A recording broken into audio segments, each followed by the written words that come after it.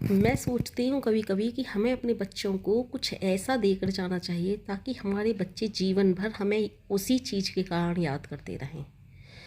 अगर मैं आपसे कहूँ कि मुझे मेरे पिता ने क्या दिया, मुझे मेरे पिता ने सबसे बड़ी धन संपदा दी, वो है गायत्री मंत्र की धन संपदा। इससे बढ़कर संसार में कुछ हो ही नहीं सकता जो वो उन्होंने मुझे दिया है। तो मैं भी यही सोचती हूँ कि हमें भी अपने बच्चों को कुछ ऐसा देकर जाना चाहिए ताकि बच्चे हमें जीवन भर याद करें। मैं सच बता रही हूँ आपको कि मैं अपने पिता का ये उपकार अपने ऊपर कभी भी भूल ही नहीं सकती कि उन्होंने मुझे गायत्री मंत्र दिया।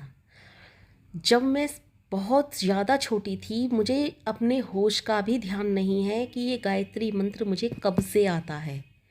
हाँ, मुझे इस बात का ज़रूर पता है कि मेरा भाई मुझसे छोटा था, तब उसने बोलना ही शुरू किया था, तभी पापा जी ने उसे गायत्री मंत्र सिखा दिया था।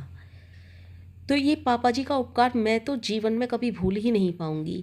मैं यही कहती हूँ आपसे कि आप अपने बच्चों को गायत्री मंत्र अवश्य सिखाएं। जब आपके बच्चे गायत्री मंत्र का जप करने लगेंगे ना, और उनको जब गायत्री मंत्र से फ़ायदे होंगे और गायत्री मंत्र का जप करने के बाद उन्हें पता पड़ेगी वास्तविकता गायत्री मंत्र के विषय में, तो वो भी आपको जीवन भर याद रखेंगे। वो भी आपको जीवन भर भूल नहीं पाएंगे कि हमारे माता पिता ने हमें क्या दिया है।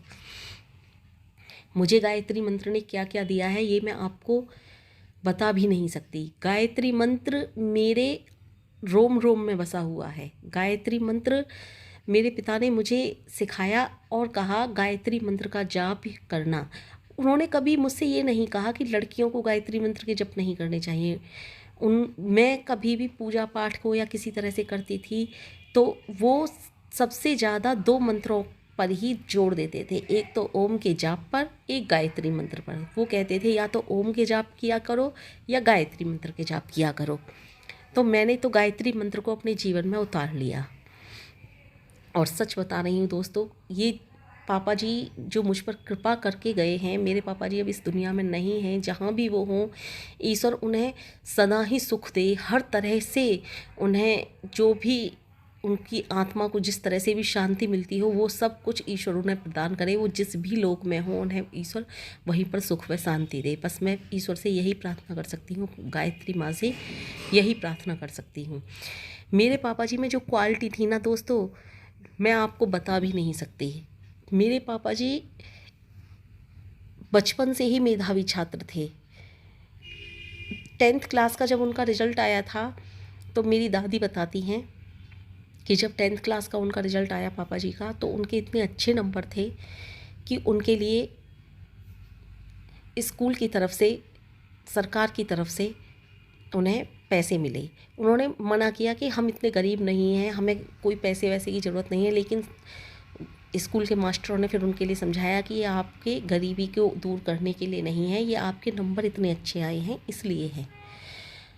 इतने मेधावी छात्र थे पापा जी। और पापा जी की केवल मेधावी छात्र की ही नहीं, उनकी क्वालिटियाँ कितनी थी मैं आपको गिना भी नहीं सकती। वो जिस भी काम में हाथ डालते थे ना, उस तरफ उनका दिमाग इतना तेज़ था। और ये दिमाग तेज़ हुआ था, मैं तो समझती हूँ गायत्री मंत्र के जाप से ही तेज़ था शायद उनका दिमाग इतना तेज़ था कि वो किसी भी चीज़ को तुरंत सीख लेते थे। मेरे पिता की मृत्यु 4-5 साल पहले हुई है। 4-5 साल नहीं, 4 ही साल हुई होंगी, 4 साल पहले हुई है। मैं आपको बताऊं, 4 साल पहले वो शायद कितनी उम्र के होंगे इतना तो मुझे नहीं पता, लेकिन बड़े बूढ़े में मैं समझती हूँ 50 साल से नीचे के व्यक्तियों में इतनी क्वालिटी फ़ोन को चलाने की नहीं होगी। आज के नौजवान भी इतना फ़ोन चलाना शायद कोई कोई नौजवान, मैं सभी नौजवानों की बात नहीं कर रही, कोई कोई नौजवान नहीं जानता होगा जितना वो फ़ोन चला लेते थे। वो सारा काम मोबाइल से करते थे, इतने तेज़ थे इस समय पर भी वो मोबाइल चलाने में। आज से 3-4 साल पहले की बात बता रही हूँ मैं ये आपको। उनका मेरा भाई है, वो भी कहता है आज भी कि पापा जी मोबाइल फ़ोन चलाने में इतने तेज़ थे कि मैं आज भी नहीं चला पाता। आज भी मैं इतनी चीज़ें नहीं जानता फ़ोन में जितनी पापा जी 4-5 साल पहले जानते थे। तो उनका दिमाग के विषय में बता रही हूँ मैं, उनका दिमाग कितना तेज़ था। तो ये सब गायत्री मंत्र का ही प्रभाव था। और बिजली की फिटिंग, उनके अंदर केवल एक ही क्वालिटी नहीं थी, उनकी क्वालिटियाँ मैं आपको गिना रही हूँ। उनके दिमाग को आप देखिए, उनका दिमाग कितना हाई लेवल का था। पढ़ाई के विषय में तो मैंने आपको बता ही दिया कि पढ़ाई में वो कितने तेज़ थे। आगे उन्होंने 11th भी पास की, 11th 12th भी पास की। उसके बाद उनकी शुगर मिल में नौकरी भी लगी थी। आगे की पढ़ाई वो, उस समय पैसे इतने नहीं हुआ करते थे घर में, परिवार में, शायद पैसे के अभाव के कारण नहीं कर पाए होंगे या किस कारण नहीं कर पाए ये तो मुझे नहीं मालूम, लेकिन शायद उनकी सर्विस लग गई, शायद इसलिए नहीं किया होगा। 12th भी उस समय कोई कहाँ कर पाता था, कोई ही कर पाता था, और 12th पास के लिए सर्विस भी अच्छी मिल जाती थी। तो उनकी शायद सर्विस लग गई इसलिए ना पढ़े हों या पैसे के अभाव से ना पढ़े हों, इसकी तो मुझे पूरी तरह से जानकारी नहीं है। लेकिन मैं उनके दिमाग के विषय में बता रही हूँ। उसके बाद उनको बिजली की फिटिंग इतनी अच्छे से आती थी कि उस समय के जो बिजली फिटिंग करने वाले होते थे ना, जो बड़े बड़े उनमें जाते हैं हवेलियों में, बड़े बड़े बंगलों में फिटिंग करने जाते हैं, वो इस तरह की बिजली की फिटिंग बिना किसी से सीखे, केवल मात्र देख कर ही सीख गए थे उन्होंने। हमारा जब घर बना था ना, तो उन्होंने पूरी बिजली की फिटिंग अपने आप की थी, और उस बिजली की फिटिंग को देख कर बड़े बड़े जो बिजली वाले होते थे ना, जिनकी बिजली की दुकान थी, जो बड़े बड़े बिजली फिटिंग करने वाले होते थे, वो भी कहते थे कि भाई साहब आपने बहुत अच्छी बिजली की फिटिंग की है।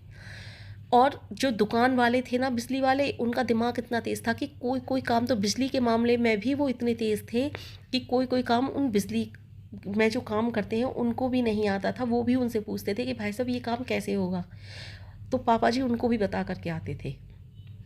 तो उनके दिमाग के विषय में मैं बता रही हूँ। और इसके साथ ही साथ उन्होंने कभी कोई डॉक्टरी की पढ़ाई नहीं की थी। होम्योपैथिक की दवाइयाँ वो देते थे। होम्योपैथिक की दवाइयाँ इतने तेज़ थे वो कि इतनी सारी किताबें होम्योपैथिक की रखी हुई हैं आज भी मेरे घर में। उन्हें देखकर मुझे पापा जी की बहुत ज़्यादा याद आती है। सब बस पढ़ पढ़ कर ही वो सीख गए थे होम्योपैथिक की दवाइयाँ देनी।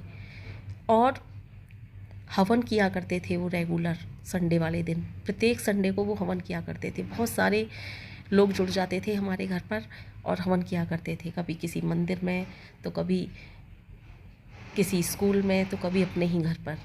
हवन की प्रथा पापा जी ने ही शुरू की थी, संडे वाले दिन हवन करते थे। और मैं आपको उनकी क्या क्या क्वालिटियाँ गिनाऊँ, इतने हमारे यहाँ बहुत सारे वेद रखे हुए हैं, सारे के सारे ही वेद हैं उनके साथ। चारों वेदों के जो मंडल हैं जितने भी, वो सब रखे हुए हैं।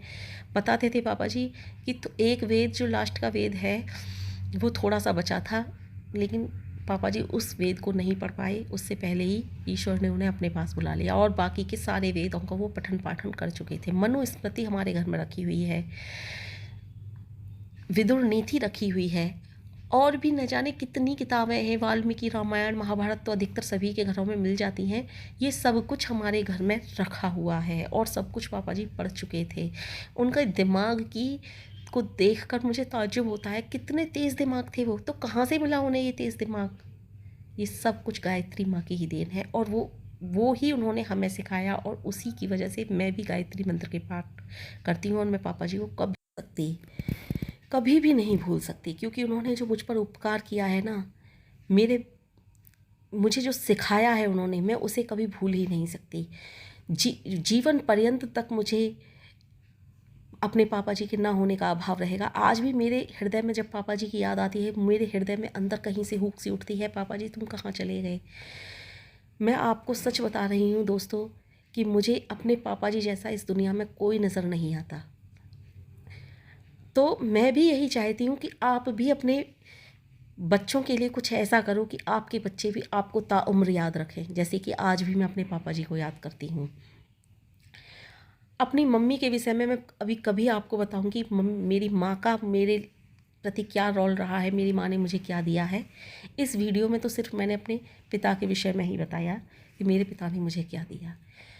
तो मैं आप लोगों से बस यही अनुरोध करती हूँ कि सभी को हमको कुछ ऐसा देकर जाना चाहिए जिससे हमारे बच्चे हमें सारी उम्र याद रखें, कभी भूल ही ना पाएँ।